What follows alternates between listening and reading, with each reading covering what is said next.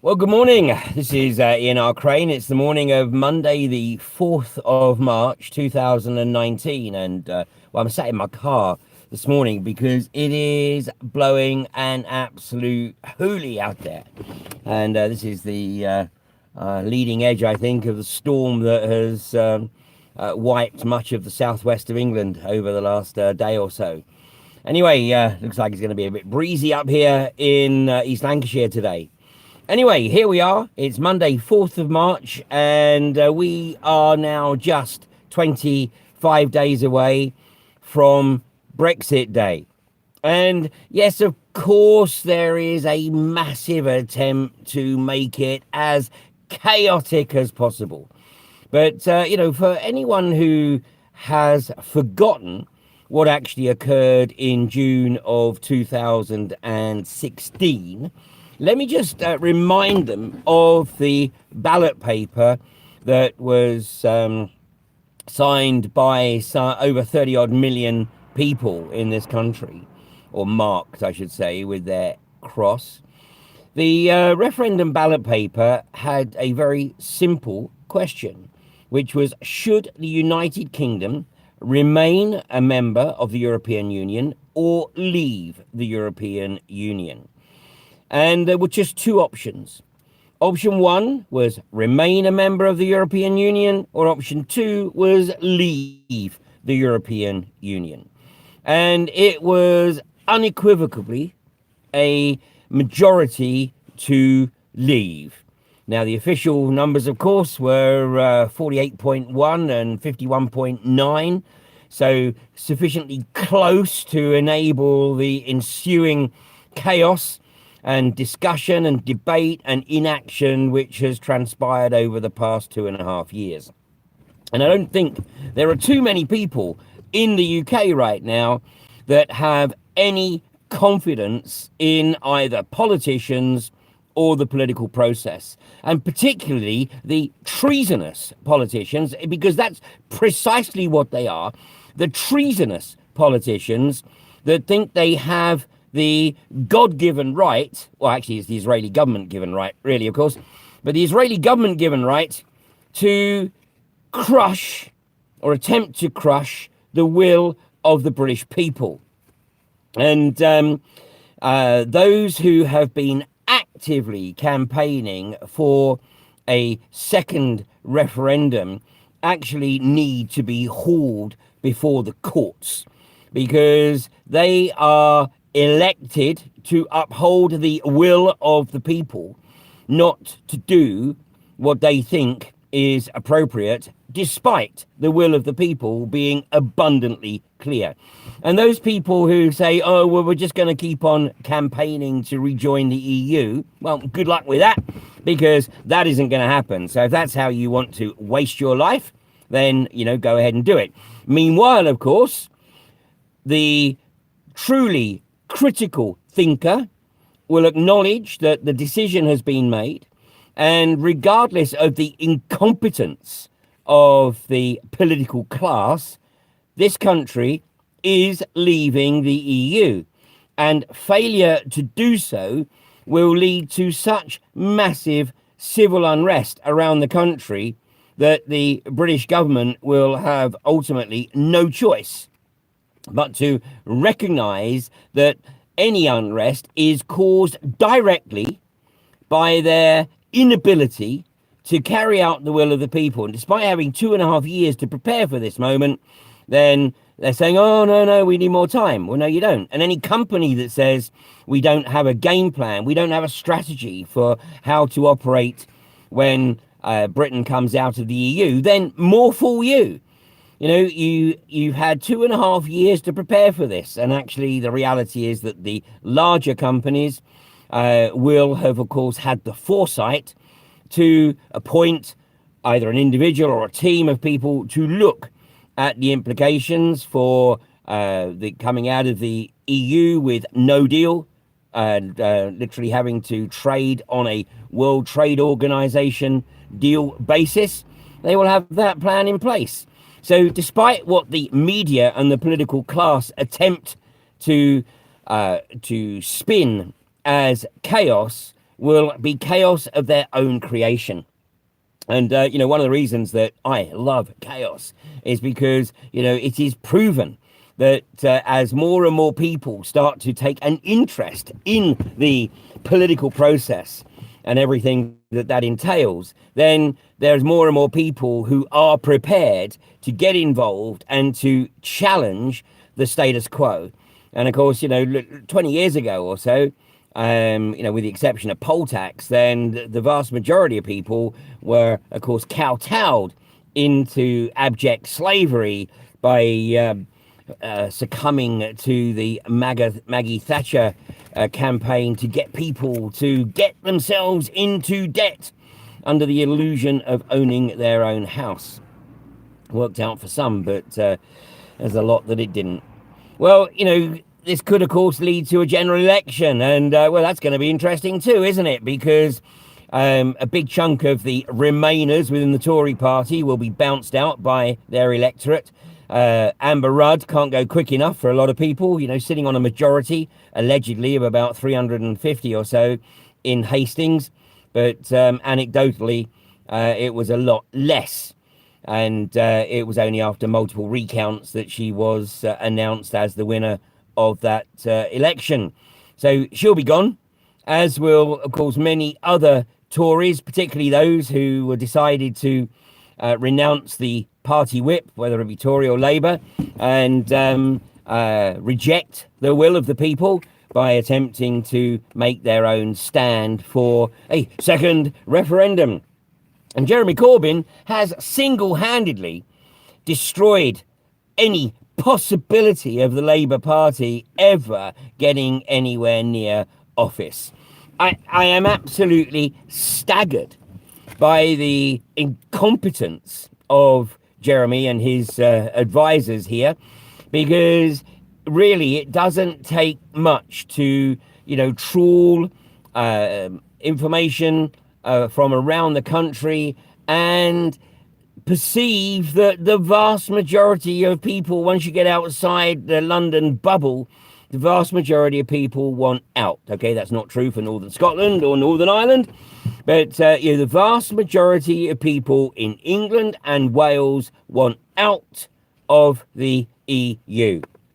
And Jeremy, the bottom line is, having stated that the Labour Party would consider backing a second referendum, it's treason. And people know it's treason. The initial question was very, very clear. There can be no ambiguity in this whatsoever. Should the United Kingdom remain a member of the European Union or leave the European Union? 51.9% of people, at an absolute minimum, voted to leave. That's a greater majority than has ever elected any party into office. And I didn't hear Jeremy calling for a second election after the one of 2017. He accepted the result, but on this occasion, he's not going to do that. So with this comes massive responsibility, because it is absolutely true when people observe that, when we come out of the EU, there will be a gameplay to destroy the UK economy, to destroy the culture, and to undermine communities right across the country. That's absolutely the game plan. I stated that would be the game plan even before the referendum in my AV7 presentation, which you can find online. And that will happen unless people get involved, because, the politicians have shown all of us that they are incompetent, that they do not represent the will of the people. And primarily that's because we, the collective we, give them a free rein. We leave them alone. We don't go knocking on their doors. We don't go to their surgeries. We don't write letters. Okay, there are a few that do. But what we have to do is we have to up that big time. And in fact, I absolutely implore anyone watching this to make contact with your MP and attend one of their surgeries, or go to their office in your community and let them and their staff know that you expect the will of the people to be carried out, and particularly if they're one of these MPs that thinks they know better than 51.9% or more of the British people. So the real work starts after March 29th. And if the global corporatists are able to carry out their plan to bring the UK to its knees, to have the country absolutely gagging to get back into the EU within a decade or so, it will be down to each and every one of us. The swamp of Westminster needs draining. And, the way in which perhaps that happens isn't yet perhaps in the public consciousness. There's a lot of fractal chaos still to evolve and manifest over the next few weeks. So exciting times all round. Meanwhile, of course, the other area that's going to come under massive attack is the area of human rights. And, Theresa May and David Cameron had intimated on many occasions that they wanted to repeal the Human Rights Act of 1998, which is ostensibly based upon the European Convention of Human Rights. Well, the current attitude to the Human Rights Act will be seen in the Royal Courts of Justice this coming week. On Wednesday and Thursday, the appeal that was launched by Joe Boyd and Joe Corrie into the INEOS injunction, which was awarded by Justice Morgan back in November of 2017. And now, nearly 18 months later, the appeal will be heard in the Royal Courts of Justice on Wednesday. So if you'd like to go along and support the two Joes, then be at the Royal Courts of Justice in central London for around 10 a.m. on Wednesday morning. And of course, what we are seeing with all of these injunctions is that basically any corporation, if they don't get their way, if the local authorities don't give them the permissions that they seek, if the local community don't roll over and just allow them to rock into their communities and do whatever it is that they've decided they want to do, then they go to the courts and they get an injunction. And this is, again, a prima facie evidence that the corporations are effectively establishing a raft of supra-parliamentary legislation. My barrister in the IGAS injunction hearing back in last early December, was it now? Lost track of time. Early December, but Paul Powsland, he made the point. If these companies are so determined to overthrow parliamentary statute, then they should go to Parliament. They should lobby Parliament, which of course they're already doing, and then they should get Parliament to change the law. But of course Parliament won't. So, because Parliament knows that it is fundamentally wrong and inappropriate to do so. So these companies, they rock up to the courts, and basically, of course, the judges are becoming increasingly complicit in allowing the corporations to ride roughshod over democracy. So if you want to see what unfolds there firsthand, that's the Royal Courts of Justice on Wednesday and Thursday of this week.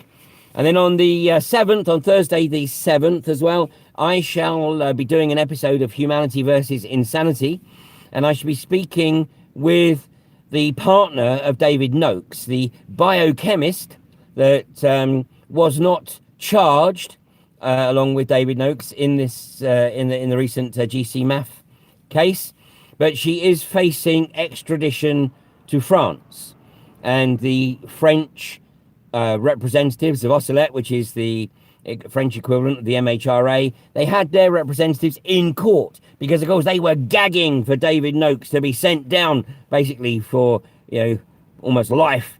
And then they were going to use that to be able to extradite his partner to France. Now, Lynn has effectively been on bail, restrictive bail, for over 2 years now.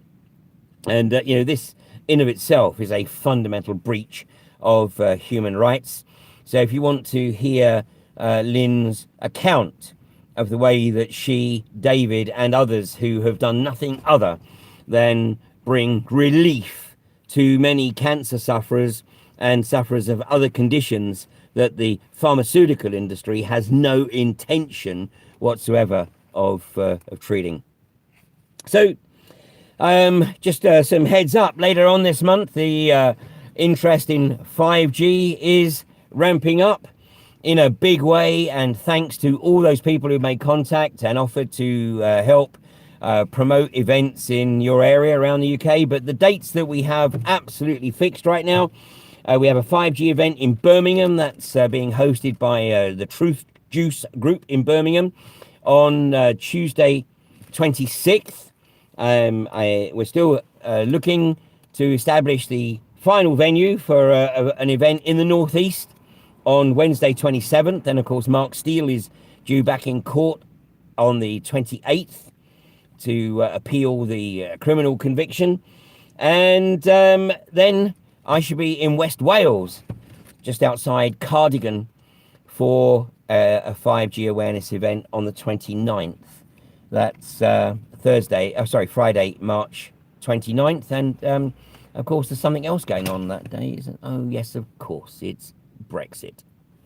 So, never a dull moment, and all to play for. And, the political landscape has never been more fluid, and there has never been a greater opportunity for capitalizing on the chaos brought about by the incompetence of our supposed elected representatives. And of course, it's also an opportunity to recognize the external manipulation of British politics and the external manipulation of the media. Because with Brexit comes an opportunity to re-establish, to regain our sovereignty in oh so many ways. So hopefully it's not too breezy where you are today. And, I hope that, you're not still digging that hole and looking to stick your head in it and get someone to pull you out after all this madness subsides. No, this demands our collective participation. So thanks for joining me today. And all things being equal, I will be back with you on Wednesday morning at 8:30. But failing that, I will definitely be with you on Thursday evening at 7:30 for an episode of Humanity versus Insanity with Lynn Tyre. Thanks for joining me today. You have a great day, and I'll see you later in the week. Take care now.